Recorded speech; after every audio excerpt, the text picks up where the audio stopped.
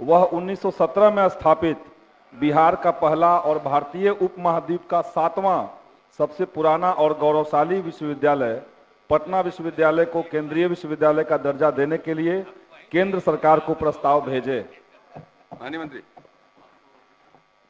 माननीय अध्यक्ष महोदय, प्रस्तुत संकल्प के प्रसंग में कहना है कि बिहार राज्य में पूर्व से 2 केंद्रीय विश्वविद्यालय यथा दक्षिण बिहार केंद्रीय विश्वविद्यालय गया एवं महात्मा गांधी केंद्रीय विश्वविद्यालय मोतिहारी संचालित है।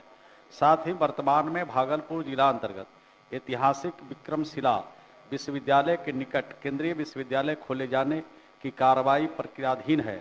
पटना विश्वविद्यालय को केंद्रीय विश्वविद्यालय का दर्जा दिए जाने के संबंध में विभाग द्वारा समीक्षोपरांत केंद्र सरकार को प्रस्ताव भेजे जाने हेतु नियम संगत कार्रवाई की जाएगी। अतः माननीय सदस्य अनुरोध है कि अपना संकल्प वापस लेने की कृपा करें।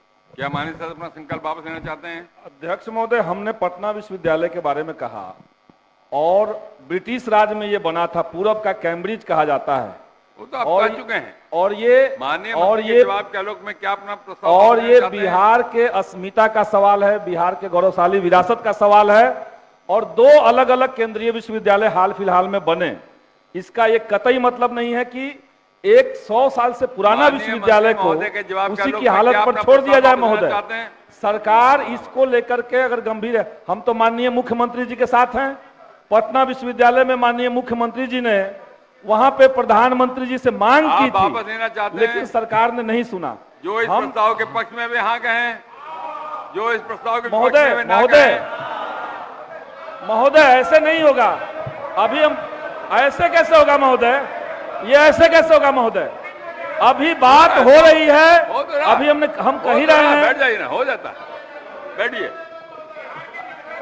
वोटिंग करवाइए साफ साफ इसमें महोदय। मैं फिर से लेता हूं, आप बैठिए ना। अब क्या बैठिए ना, आप निर्देश दीजिएगा क्या? एक लाइन कह लेंगे। बैठिए प्लीज, बैठ जाइए आप। सरकार करना चाहती है कि नहीं, ये हम तो जानना चाहते हैं। सरकार दूसरे विश्वविद्यालय की बात कह रही है।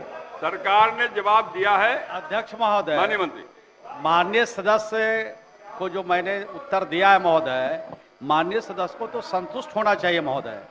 ये तो सवाल उठा रहे हैं, पटना विश्वविद्यालय के नियम संगत कार्रवाई करने के लिए सरकार चाहती है महोदय, तो इनका तो पॉजिटिव सवाल है, जवाब है महोदय, तो इनको तो मान जाना चाहिए।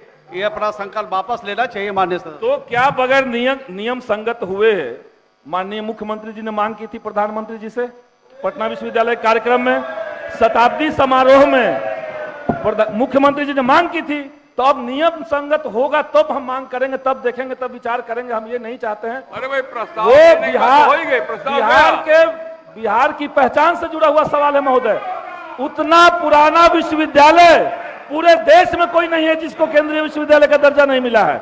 एकमात्र यूनिवर्सिटी बचा हुआ है 100 साल पुराना। अध्यक्ष महोदय, तो नियम संगत क्या इसमें नया होगा? जी ने तो प्रस्ताव रखा ही है महोदय, तो माननीय मुख्यमंत्री जी प्रस्ताव रख दिया महोदय, तो ये तो प्रश्न जो है वो तो जाएगा ही महोदय।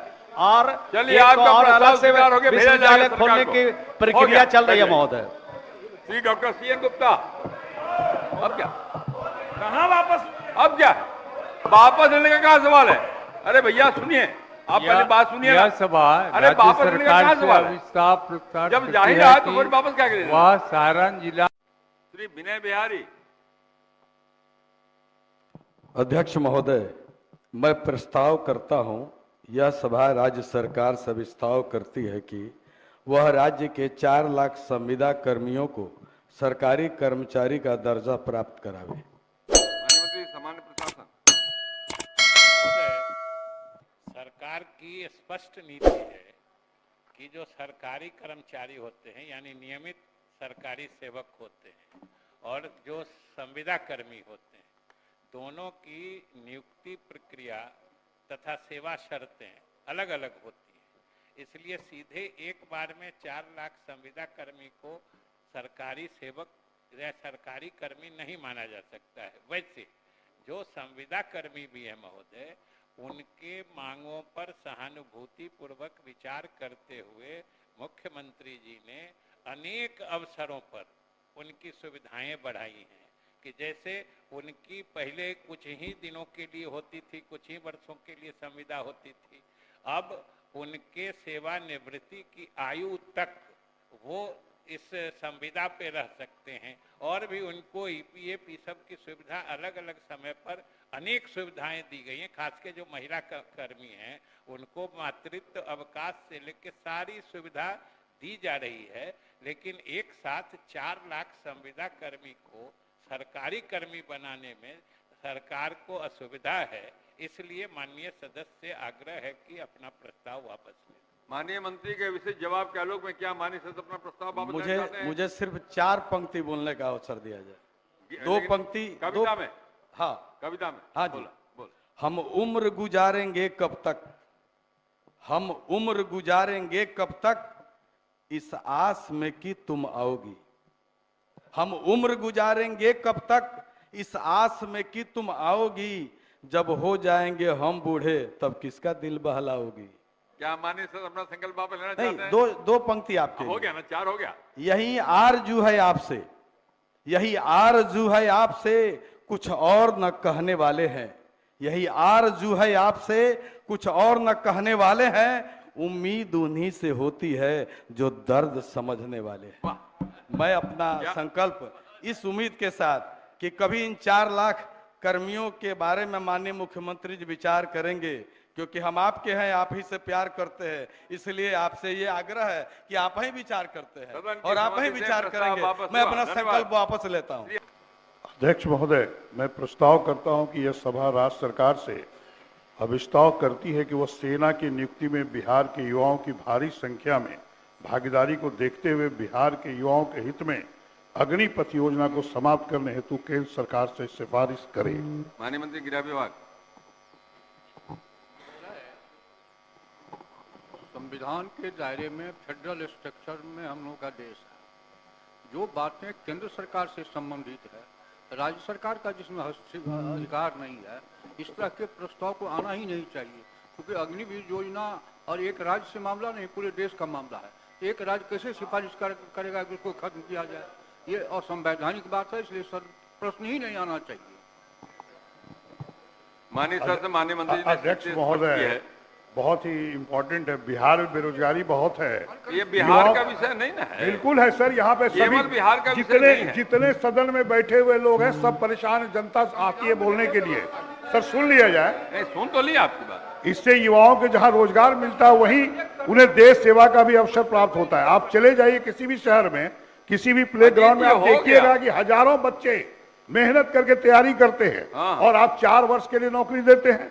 जब वो वहां से आएंगे, यहाँ का नहीं, भारत सरकार का, भारत सरकार का, जब वहां से आएंगे तो क्राइम करेंगे, कोई तो नौकरी तो मिलेगी नहीं। इसलिए सर सरकार को इस पर 60 साल तक सब में नौकरी मिलता है और इसमें 4 साल का मिलता है। ये बहुत ही गंभीर विषय है ना, यहाँ का विषय नहीं है सर। बिहार में हम लोग हैं, बिहार जनता चुनी है तो हम लोग यहाँ आवाज उठाएंगे। महोदय, इसे लोकसभा में उठावे, यहाँ राज्य का विषय नहीं है। सर मैं विधानसभा का सदस्य हूँ। कुछ नहीं कहा जा सकता है, ये अधिकार सर आपको सिफारिश, आपको केंद्र सरकार को लिखने बोल रहे हैं। आप माननीय सदस्य हैं, संविधान के बाहर हम लोग नहीं जा सकते हैं। ये राज्य का विषय नहीं, पार्लियामेंट में उठना चाहिए। पार्लियामेंट में सर आप लिख सकते हैं, सिफारिश करने के लिए आग्रह है। अजीत जी, हो गया। नहीं सर, ये बहुत ही इंपॉर्टेंट चीज है सर, सभी लोग के लिए। संभव नहीं है, संभव नहीं है। आपकी सहमति से, सदन की सहमति से प्रस्ताव वापस नहीं सर, ये प्रस्ताव वापस लेने वाला चीज नहीं है सर। आप वोटिंग करा दीजिए। देखिए सर, आप हर बात में वोटिंग कराना पड़ेगा क्या? सर सारे सदस्य की मजबूरी है। क्या मजबूरी का कहाँ विषय? सत्ता में नहीं बोल रहे हैं, जब ये हो ही नहीं सकता है, जब भारत